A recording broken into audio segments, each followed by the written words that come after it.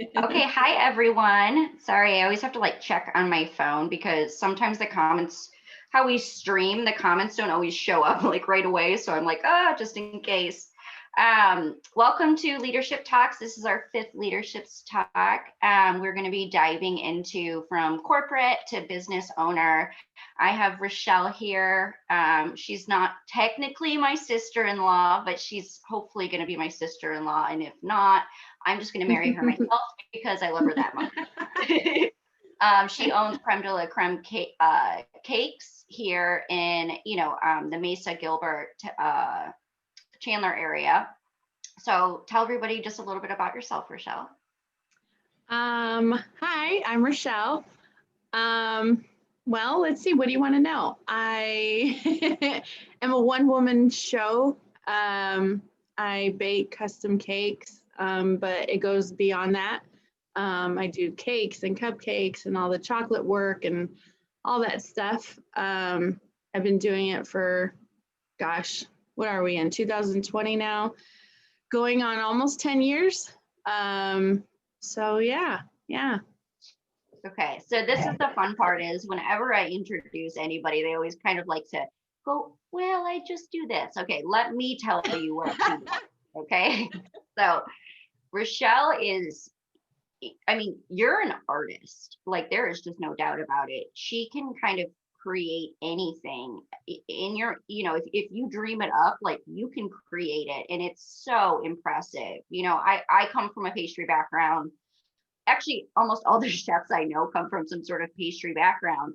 And I can do all right. I can hang, but I can't create like these custom designs and like these big, huge, beautiful, elaborate, like figures and skulls that are like coming out of heads. And the craziest thing that you do, which it is why it's so impressive.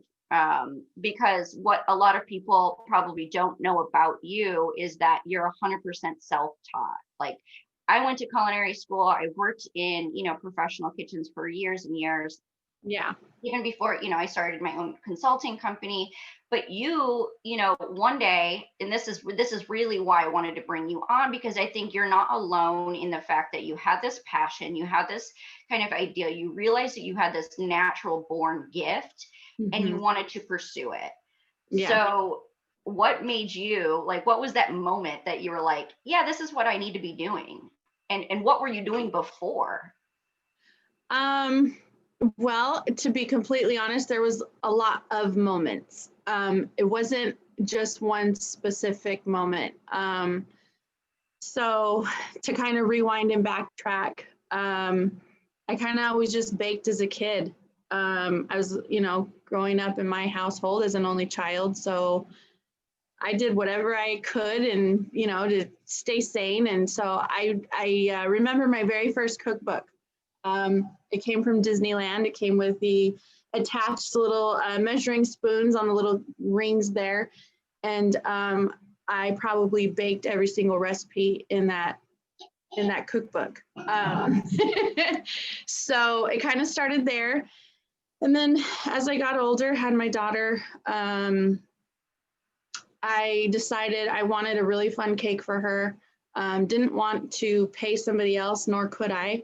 And that's the honest truth. So I was like, okay, well, I'm going to try to make my own, version of a fancy birthday cake. So it kind of started there.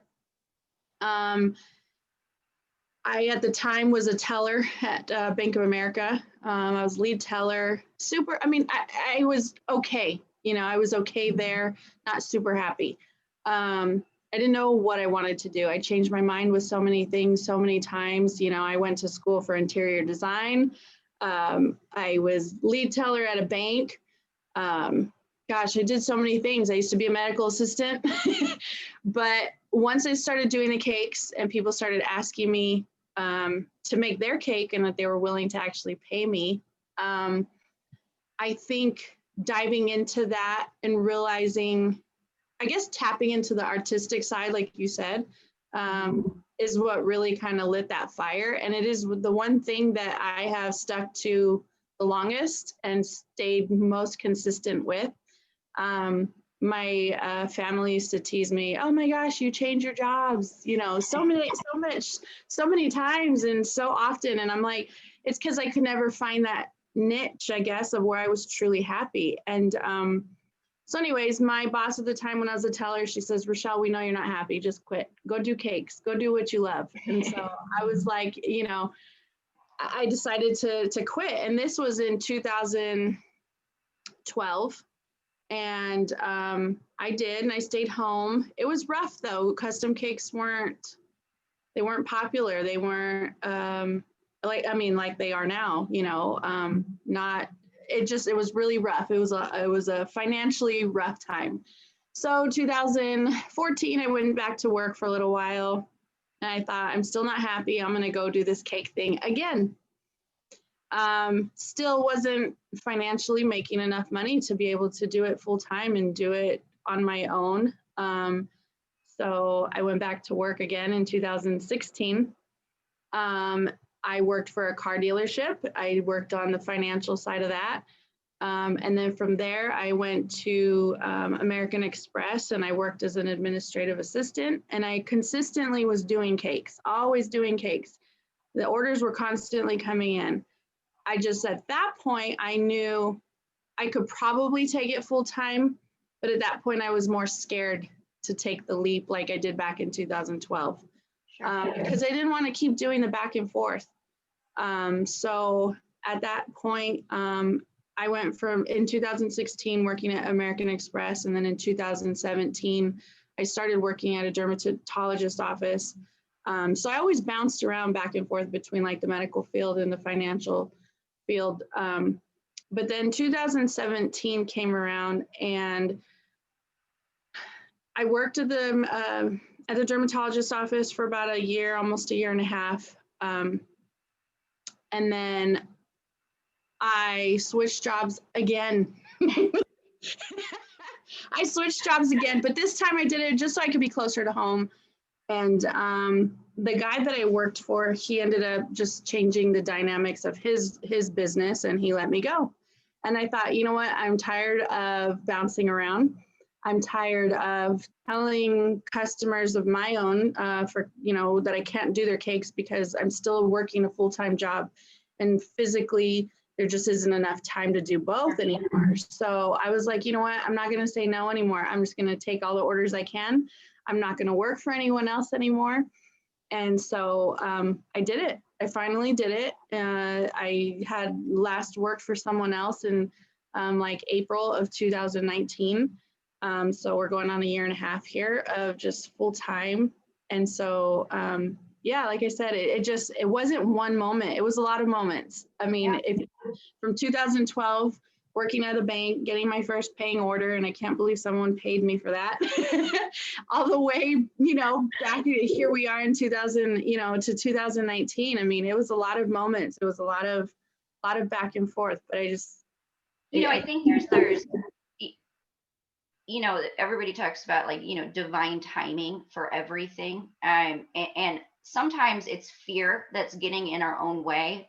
You were a single mom, and that's hard, because it's not just you anymore. There's this life that kind of is your everything.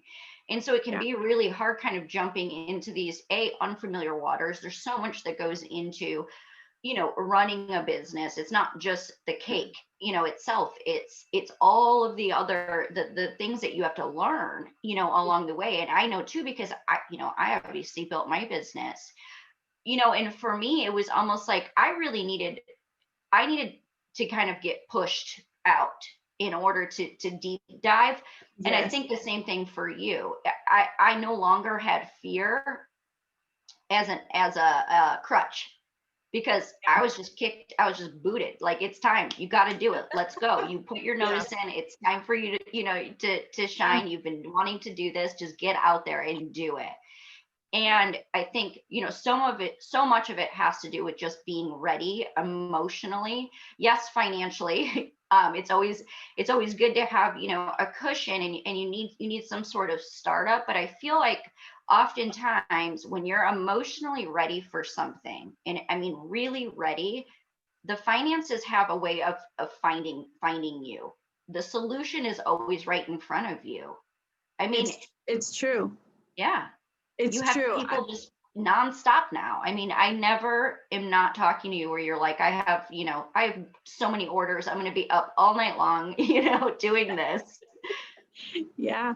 Yeah, no, and it's true. I think, and I tell this to everybody all the time, it is the fear. The biggest thing is that fear of, and I think besides the fear, it just itself, the fear, but the fear of, like you were mentioning, the financial aspect of things. And I also think it kind of probably comes with a little bit of maturity as well, because, when I probably quit my job back in 2012 and then again in 14, it probably wasn't the smartest move just because of the maturity level. I was still, I mean, you can be a mature 18-year-old and a mature, 28-year-old. But for me personally, financially, I was not mature. It took working for somebody else and having a consistent expected paycheck to be able to save up money. And so I did. I was able to save up money and have that little cushion. So when I finally was pushed and I finally took the leap and decided I'm not doing this anymore, at least I had a little bit of a cushion. And I think for me personally, it had to do a little bit of with the maturity as well. Yeah, I mean, I think we all grow, with time. Like if I were to have started my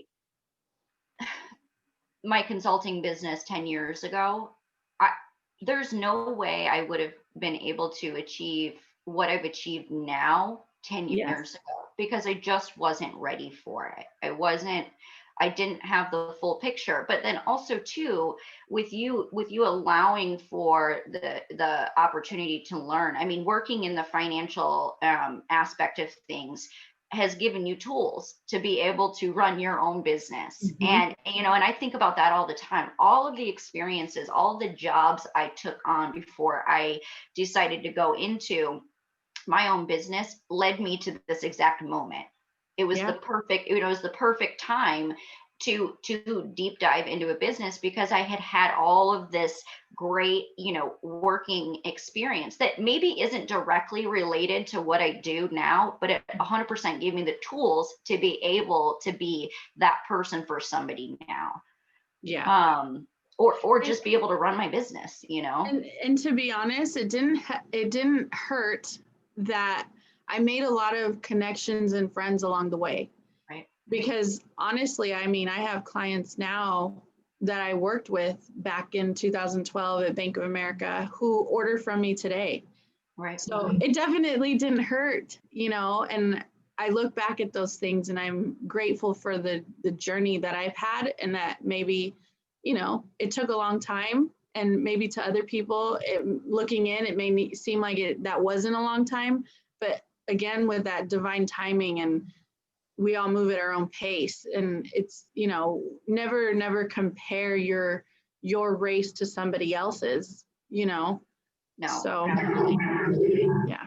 Now, what do you feel like, because you own your own business now, and because you have your daughter, how do you feel like owning your own business has been either, amazing, or has it been harder? What about owning a business for you is something that, like, just gets you up every day? What makes you want to continue to do it? Because the truth is that, when it comes to owning your own business, it's never certain. It's now your money. It's not somebody else's money that you're banking on. It's your own. It's all up to you. So, what is it about being in business for yourself that makes you say, you know what, this is the best decision I've ever made? I think, and I tell people this all the time, I think having grown up as an only child has a lot to do with me doing things in my own way, at my own pace, because I never had to, I'm just used to that, if I'm going to be responsible, I don't have, I just think it has so much to do with how I am now, running my own business, being a one-woman show. That's just what I'm used to. I was never good at being on time to work for somebody else. But as far as like for me in the morning, what wakes me up is just knowing that if I'm going to make money, it's up to me to make money. That's it. It really is. It's not up to anybody else. I don't get to just kind of sit back and relax and think, well, I'm still getting paid for it. No, not anymore. If I'm going to make money, I'm going to have to get up and do it and make money. I'm going to have to get up and, scroll through Facebook, see if anybody's looking for cakes. Check my emails every morning. If I don't check them and I miss them, I might miss out on an order because somebody else, replied to their emails faster, or, now it is literally and only completely up to me. If I'm going to make money, if I'm going to be successful, it's only me who's going to make or break it, just knowing that. And I think that's what I mean by going back around to being an only child, knowing how to do it alone. I don't know. It's all me. It literally is all me and only me. And there is something. Oh, sorry. I didn't mean I was just going to say that. And, and then having a child, I will say kind of, it kind of does add that little push too. I mean, I have someone relying on me, looking up to me, to provide for. So that it's definitely a push. I don't know where I'd be if I didn't have her. So I think that, it's been really cool watching you, I mean, since we've known each other, and just how actually owning your own business has allowed you to be able to be there for your daughter in a way that I don't know that you would be able to if you worked that 9 to 5. And I think that it's actually brought you guys, I mean, you have like this special bond over your business. You know what I mean? She loves to help you in the kitchen. She loves to be involved. She loves to help go, do drop offs and, it's something that you guys now cherish together. So it's almost like you have like this little family business, so you're not really a one woman show, because you got a May and she's pretty good. I'd hire her right now. This is true. She's a great helper. She is a great helper. But to kind of go back to what is really cool about owning your own business is there is that level of accountability that it's all of a sudden you're like, whoa, I'm like a big girl. I'm an adult now. I have every single day I have huge important decisions that I have to make. Where you might have just been like, maybe floating through life before, especially if you're not like a naturally proactive, or if you're not like naturally like just organized, or financially savvy or whatever. When you enter into owning your own business, it's like all of those bad habits have to go out the window. They just have to. Because you're right, it's up to you to make that money, and to keep your business alive. And for you, what kind of things? I mean, I know for myself, my business is almost like a 24-hour operation. I have my consulting, I have my in person, I have my virtual, I have meetings, but then I also have all of the business stuff that I have to do too. My QuickBooks, I have to make sure that all of the marketing is on point, that I'm filing my taxes appropriately, and all of these things that I just never I never knew anything about beforehand. So how did you kind of learn those things along the way? So I was fully convinced that, well, first of all, let me just say too, it's still hard to grasp, like, holy smokes, I'm actually doing this. Like, I am running a legit business. I was fully convinced once I got my licensing through the city of Gilbert that I was like, okay, big girl taxes, I'm going to teach myself how to do taxes. And I have always prided myself on, once I learn about something or once I read it, I can do it. I'm fine. I'm going to take care of all of it by myself. Well, the busier I got, I never quite got around to teaching myself how to do taxes. And so then it became, okay, I'm this busy where I actually am going to have to rely on somebody else's services. And so that was hard for me, to be completely honest. But I have someone, a great guy who takes care of my taxes, and he does, all that for me. And I'm like, I saved so much time on having to learn about all that. And to be honest, I probably would have never fully grasped it, because I am more artistic rather than, the logical side. So it just, it really is, it's a 24-hour job. And it is okay to rely on other people for their services as I'm learning as I go. Yes, it is. It's investing in resources, really, because, it, one of the best things I was ever taught was to stay in my lane. I had a woman, her name is Star, and she looked at me one day and she said, I'm going to say something to you, and I just want you to hear me. Stay in your lane. Do what you do really well.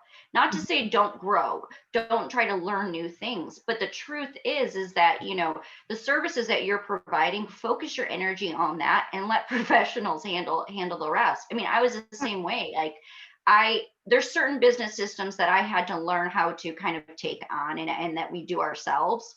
But once we got to a certain point, yeah, I just had to start outsourcing and investing in people who are professionals. You know what I mean? Like, I do what I do really well. Let them do what they do. It is hard though. It's hard because you want to be, especially starting out, like every penny kind of matters and every penny counts. And so it's really hard to say, like, okay, whatever, I sold a cake for $20 and now I still have to go and pay somebody else to do this or that or this or that. Yeah. But you're never going to be able to grow. If you were spending all of that time, like, let's say, just focusing on your taxes, and there's a million other systems that can go along with that, whether it's an email marketing system, if you're, sales in some businesses, or, just the back end of everything.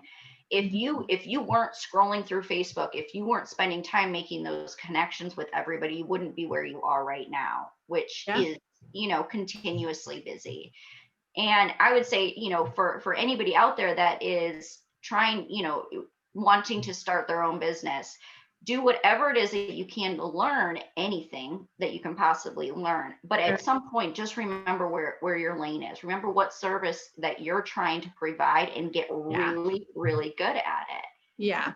Yeah. No, it's true. It's true, because I think back on it now, and if I hadn't let somebody do that portion of things, I'm like, holy smokes, I would be so behind.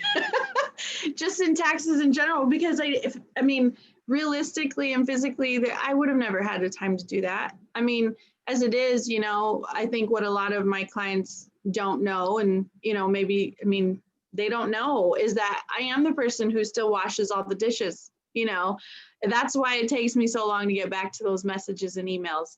I am the person who's making the deliveries. I am the person who's running to the store and purchasing, the supplies, and not even just the baking supplies. And that's not even part of the cost, but I think, people don't realize, holy smokes, she actually has to pay for the cake boxes too. And, there's just so many tiny little minute details that not a lot of people realize. And yeah, it's a 24-hour job, and it is okay to ask for help, I guess.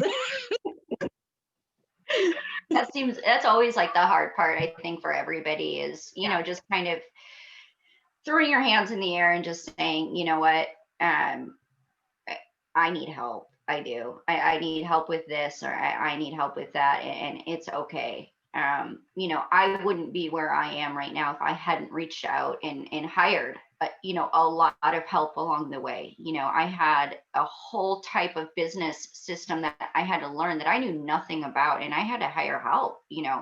I had experts for months and months and months coaching me on how to do that portion of it, because it was just so unfamiliar to me. Yeah.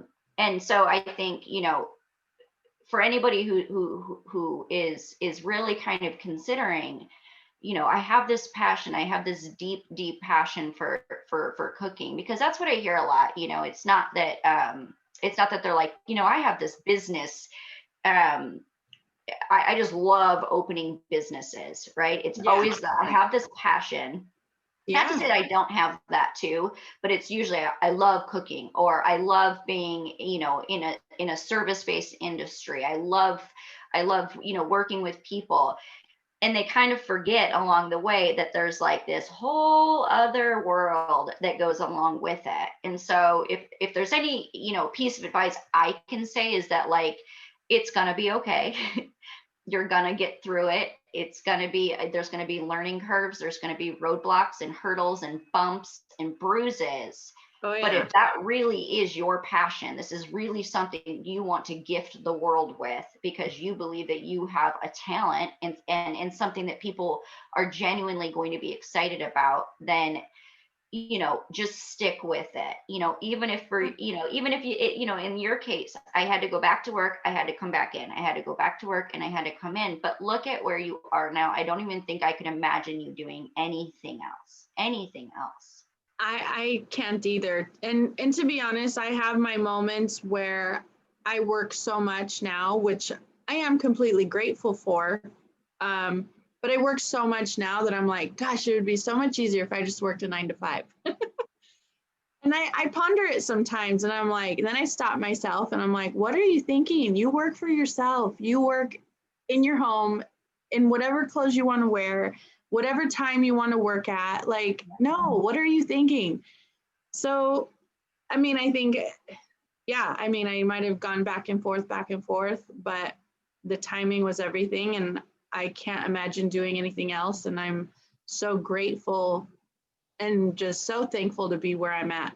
I really am. I really am. I can't. I Well, and mean, you're so, I mean, I know I said it before, you're literally so talented. And thank you. and because you really are like self-taught. What have you had to do in the past where people, have said, I have this crazy idea? Because that's how it goes in, like, the food and beverage industry. They see something on Pinterest and they're like, I want this, make it, right? How Yeah. did you Yeah. teach yourself those things that were maybe, uh, something brand new? Did you find yourself turning those opportunities away because it was something you hadn't done, or you just kind of you know what, I'm gonna figure it out? So it's probably both good and bad. When people would ask me to do something I hadn't done before, I would just say yes. I was just, I would fake it to make it, is what I like to say, and just be like, oh yeah, I can do that. Like, the most recent new thing is like the little hot chocolate, the little cocoa bombs, and the chocolate heart crush boxes. Sure. I had never made those, but I had one of my clients who orders from me quite often. She was like, hey, can you make a crush box? And I'm like, what is that? And she was like, it's those things, that it's a chocolate heart. And before I answered her again, I was like, oh yeah, I know what you're talking about. Sure. I had never made one before. So I said yes. I did a trial run. I texted her back the next day, and my trial run didn't work. The chocolate heart cracked in half. But I told her yes anyway.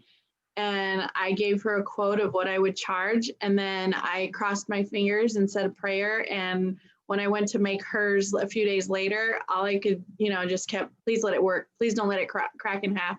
And it worked out. And I delivered one today. I do them all the time now. So I don't know. I would always just say yes. And I don't know if it was a matter of, I want everybody to order from me, I want all the business, or if it was just like, I needed the money. And so I would just say yes to everything. But it's gotten me pretty far. I do all kinds of things, not just cake anymore. And so far it's just worked out. Well, it's not just, I'm going to say this to anybody who's listening. Okay. she's a very, very, very talented individual. So I don't recommend always saying yes to something if you cannot. Okay. I'm gonna go backwards and saying, as your consultant, that's not always the best way to go about it. But the thing is that you said yes, even though you didn't know how to do it. You knew that you were going to be capable of doing it, and there is a big difference there.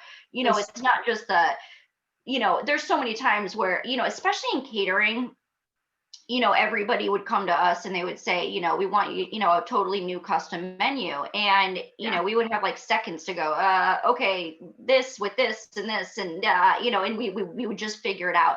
But I never set myself up to fail. Do you know what I'm saying? True. And you're not either. And that's what I think is so amazing about you is, really, honestly, you're fearless. You really are fearless. And that is what is going to continue to allow you to not just, stay where you're at, but, grow. And, one day, Rochelle, you're not going to have to do the dishes because you're going to have somebody else doing the dishes. You know what I mean? And that's the path that you're on right now. And that's what's so amazing, even just in like how long have we known each other?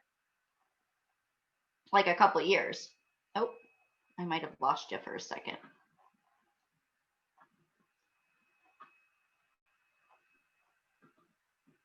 Oh, there you are. How long have we known each other? A few years. Yeah. Right. Yep. And I think, the difference in even then versus now and what you're doing it's crazy. It's absolutely insane. So much that you just literally had, a TV, some network, something reach out to you. They want you to join their, their cooking show or their whatever show it is. I don't know the details because I'm not allowed to know the details, but it's a big deal, people. It's a huge, big deal. And it was the lack of being scared.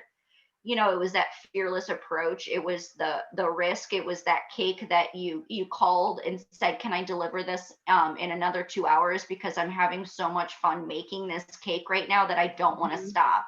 What time's the party? I'll get it there before the party, I promise, but I don't want to stop. Yeah. It was that passion. It was that drive. It was that commitment, that dedication, and that just leap, that, now look at where you're going. I mean, it's so cool. Yes. Yeah. And I wish I could say more. Gosh, I wish I could say more. I'm horrible at keeping secrets. Don't tell me secrets. I wish I could say more, but yeah, this is an opportunity that, I'd be watching TV and be like, how awesome would it be? But no way, I would never do it. I could never do that. That's so scary. I would probably be freaking out, but now here I am. And it's just the weirdest thing to think about. And it's really cool. And if I let myself get in my head a little too much, I get nervous. But I know that's when I'll call you and be like, we're gonna come back down 3 steps, Rochelle. Okay, we're gonna get prepared and it's gonna be okay. And you're like, okay, got it. Yeah. No, I mean, and at the end of the day, no matter how scared I am, I would not pass up the opportunity. I really wouldn't. I know I say it and I'm like, I don't want to do it anymore. I'm nervous. I really wouldn't pass up the opportunity. So it's hard to wrap my brain around that. Here I am. Here we are. I'm doing this. So. No, you are. And it's, it is amazing. And there again, there's just I hear it all the time. There's so many people and I work with so many, like startup businesses who, just really have that dream and that passion and that hope. And the one thing that kind of keeps holding them back is fear. It's fear of everything, fear of not being successful, fear of being successful, possibly, because there's that whole side of it too. What happens if I get too big? I don't want that. You know what I mean? And that can be a whole thing. Fear of the unknown, fear of finances. It always comes back down to fear. And so, a lot of times when I start, working with clients, especially my startups, but not even just my startups, businesses that have been around for, a really long time, 30 or 40 years. The first part of like working with them, I really have to kind of work on them as individuals. You know what I mean? Yeah.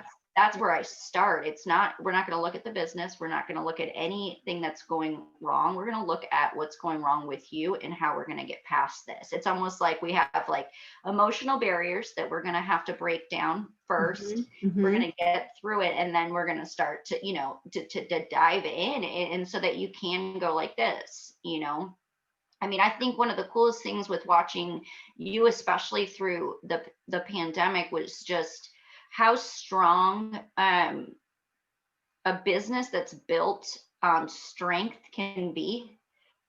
Because you had a little dip in business, but for the most part, you stayed consistent throughout the entire time. I did.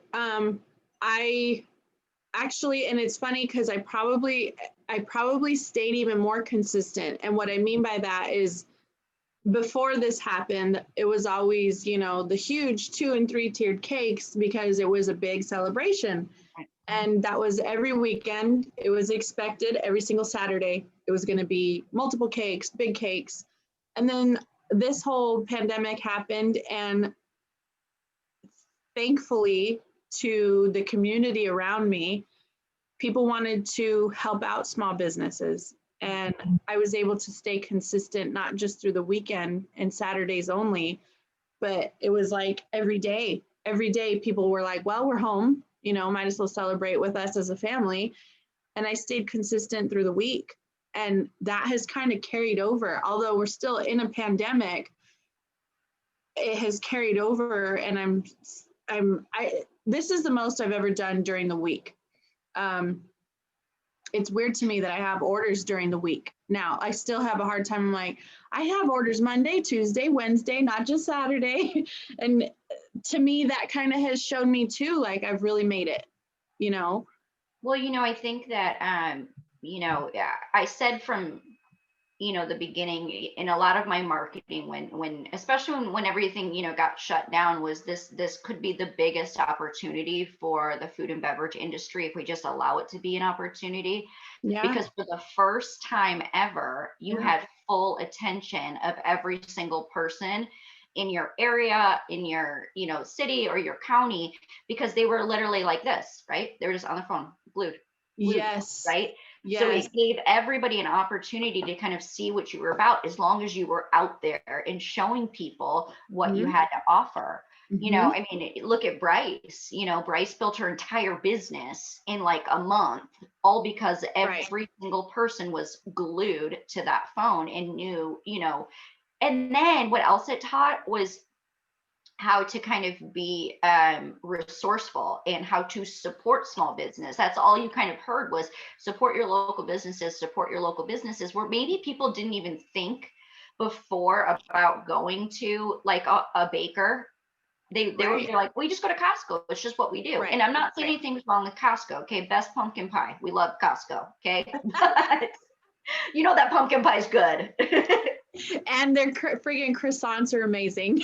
Right. But it kind of opened up people's eyes to like, oh, I just never even thought to do that, because that's just not, it just wasn't something I have done before. And so I really feel like, even so now, people are talking more about small businesses and talking about have you tried this? And I feel like small businesses are also just like really helping one another out. Like, I couldn't tell you how many times, I see people being like, hey, that's not my thing, but call this person,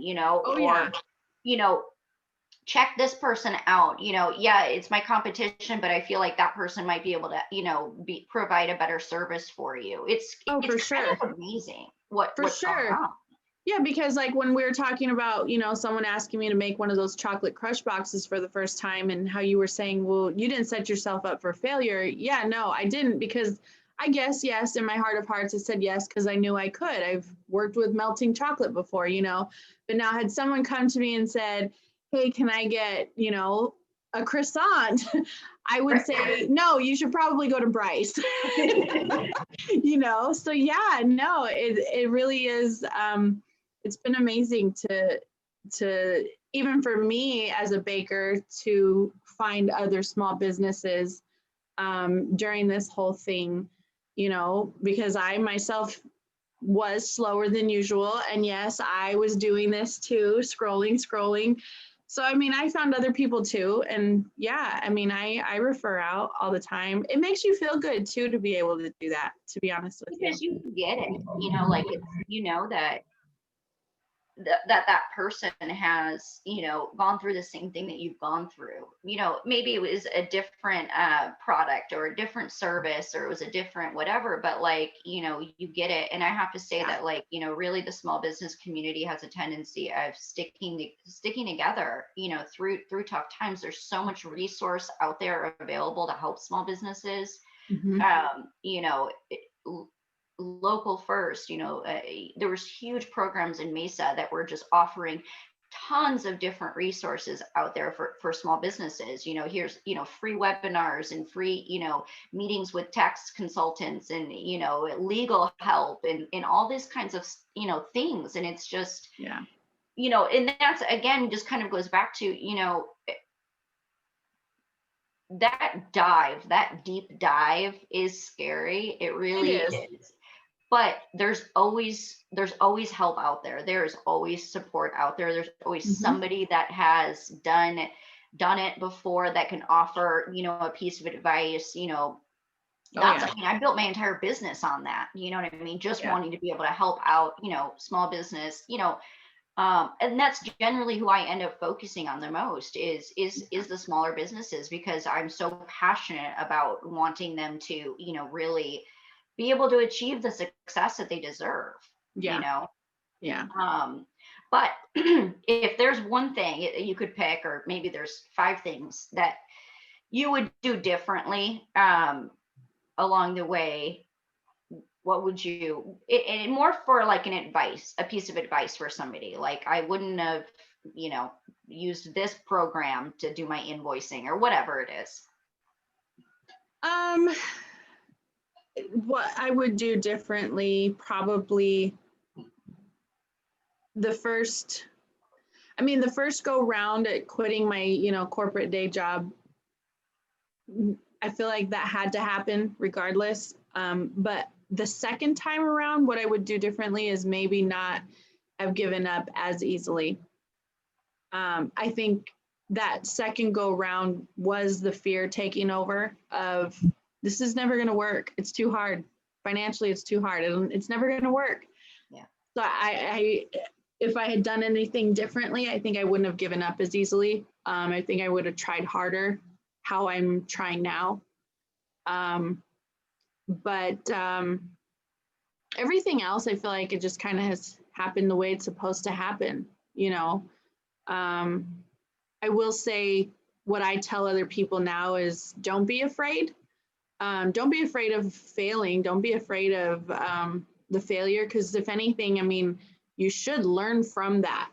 Don't let it take you down. You should learn from that. If it didn't work, figure out where the lesson is in that and try it again, but do it differently. The other that can apply to like everything, down to like, what do I price my food at? What do I price my service at? What should be included, what shouldn't be included is, everything can kind of be a little bit of a trial and error. And if you failed because you priced yourself out of the water, or you failed because you priced yourself too cheap and you didn't make any money out of it, next time better, and I think that's how we all kind of had to get there. You just had to kind of go, I'm going to give it a shot and see what happens. And it's not going to be, I'm not going to look at it like it's the end of the world if it doesn't happen right. Right. Yeah. Yeah. And I tell other people too, it's going to take spending money to make money. So that's the other thing. I mean, in the beginning, it's rough. You're like, I mean, you're broke, you're poor, it's rough. It really is, until you figure out the pricing. And I'm still figuring it out. I still mess around with the pricing on stuff. I try not to fluctuate too much, but I'm still messing around with pricing. But it takes money. You have to spend money in order to make it. So that's just the name of the game. I mean, it really is, Do you, speaking of pricing, because I feel like that's one of the hardest things for people to kind of wrap their head around. Do you feel like you've been able to price, did you have to like look at what your competition was doing, or did you just, take a look at something and go, this is what I would pay for it?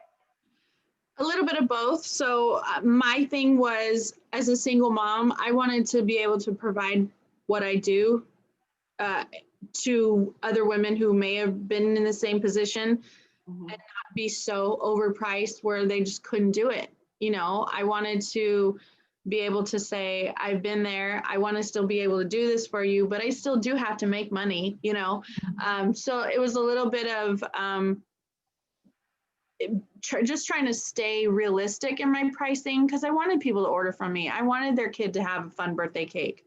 Um, and then myself recently throwing a surprise birthday party, I had to outsource because I knew I wasn't going to have time to make cookies plus everything else.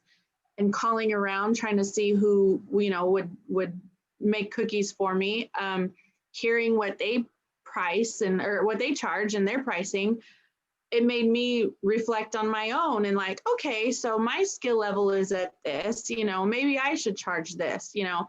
So it's a little bit of everything. It's a little bit of everything, trying to be affordable for others and being realistic about my own skill set and like, okay, I could definitely charge more. Well, you said something to begin with, which is something that I always try to work on with my clients, like right from the beginning, and it's, who's your demographic? Yeah. You knew exactly who you wanted to, provide your baked goods for. You knew what they Mhm. looked like. You can visualize them. You knew Yeah. what kind of finances that they could potentially have available to them, and Mhm. you put that picture together, which allowed you to build a business around it, which worked. Yeah. Now, somebody else who maybe is looking to, whatever, go even cheaper than that, then you have to, but you still have to start with like, who's your demographic? Okay. And what will they pay? What does Mhm. your demo pay? And then you just kind of build from there Yeah. always. Oh yeah. Oh yeah. Like I know my demographic, my I, well, point blank, I don't get orders from men. Right. I work with a lot of women and moms, and that's just the reality of it. It's the moms who do the party planning. It's very rare that a guy will call me and order, and when they do, I'm like, oh my God, you're the best. Your girlfriend's gonna love you, or your mom's gonna love you. But I know that my business and my clientele that's what it's geared towards, and what I aim at is appealing to moms and women, and you know just everything, the communication style that I have, everything.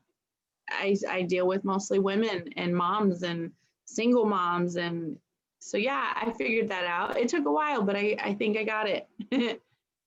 Well, and that's, again, I can't stress that enough. That's super important when it goes, when it comes to really kind of starting your business, and is who are you marketing to? Who are the people that are going to be reading your marketing on the other end? And that, Mhm. down to your branding, your logos, your message, and everything in between. Who is that person? What do they look like? What are they willing to spend, and do they want what you have to offer?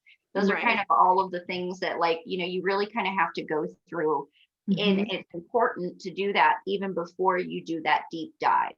I think, Right. there's Yeah. certain things that you should prepare for, and there's certain things that you should kind of have squared away ahead of time Oh yeah. before you're like, and I'm diving in. And Mhm. I think for you, that was what, that second time, or second and a half time, you Yeah. knew what you were doing at that point. You knew exactly who you were marketing, who you were targeting, who you Yeah. wanted to be there for, Yeah. and that's what allowed you to just kind of take it and run, Yeah. which is so cool.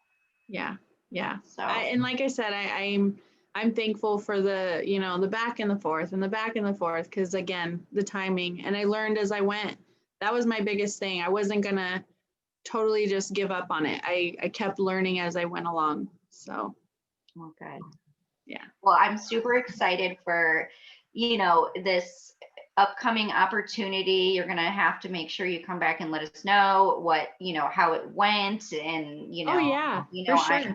I've been calling you every day, like, do you have any news? Can you tell me anything? And you can't, I know, but I'm still so excited. So for everybody, out there who could be watching or listening later on, how can people find you? Mostly on Facebook. Dealing with the amount of business, I don't want to do a website yet. I'm scared. I used to have one, but so I don't have a website, but Facebook, Creme de la Creme Cakes. I have Instagram, same thing, Creme de la Creme Cakes by Rochelle. Those are my two biggest platforms where you can find me. So yeah. Great. Well, thank you so much for coming on. Thank I really you. appreciate it. Thanks for having me. You're one of my favorites. Thank you. And just to kind of round up, we're going to be skipping next week. Next week is Thanksgiving. I hope everybody has a wonderful, happy Thanksgiving. We're going to be flying back to Michigan to visit my family in quarantine in our house together with my dad. It's going to be cold. I'm not looking forward to that. Right now it's, it's sunshiny and it's like, 75 and it's beautiful. So, but I can't wait to go home and see everybody. So I hope everybody is going to have a wonderful Thanksgiving. Our next leadership talks is going to be on December 1st. And again, as always, if anybody has any topics that they feel like they really need to, kind of have us dive into, address, or, find experts who can come on and speak to that, please let me know. You can info me at Taking the Wheel. Did I say you can info me? You can email me at info@takingthewheelconsulting.com. And let me know if you have anything. Also, if anybody else wants to come on and be a guest speaker, please let me know. I'd be interested to hear your journey, what you've been up to, and what we could help kind of provide for everybody else who joins in for leadership talks. So again, have a wonderful day, everyone. Thank you again, Rochelle, and thank you. We'll talk soon. Thanks for inviting me. Okay, Cheers. bye.